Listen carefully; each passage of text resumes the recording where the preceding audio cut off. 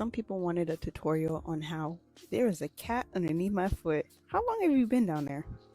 Some people wanted a tutorial on how I use these to make my makeup transfer proof, and I'm going to show you. Obviously, the first step is good skincare. Get as much oil off your face as possible via skincare, and then we're going to go in with the mattifying skin toner. This is what's going to take a good chunk of moisture off your face, but in a good way. I'm only going to do a small patch because I don't feel like doing my whole face, man. Trust. And really put it on there.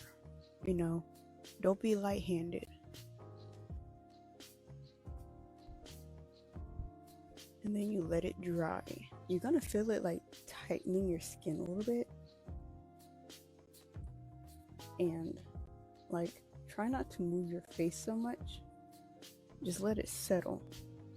Now, depending on your skin type, if your skin type is extra oily, I suggest putting the powder on before the paint on top of the toner.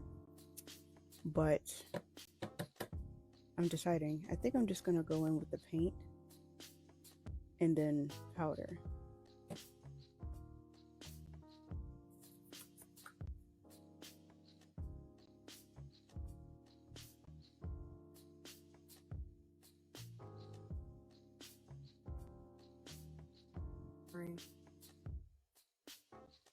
Powder is the most important part. You know what I'm saying? You cannot be shy with your powders. Put it on this and just go to town.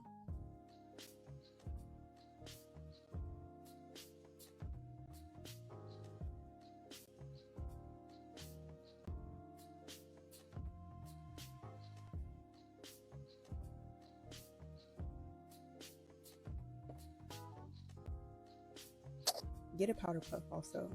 Powder puffs are real good. You know, I've seen some people like use brushes. I used to use brushes, but I don't know. I feel like brushes kind of like take the paint away for me. But this is good. Okay.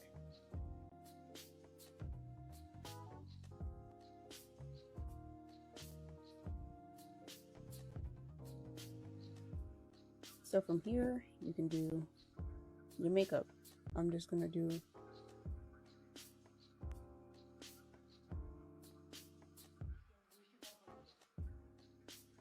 alright, from here you can stack your eyeshadows and all that jazz.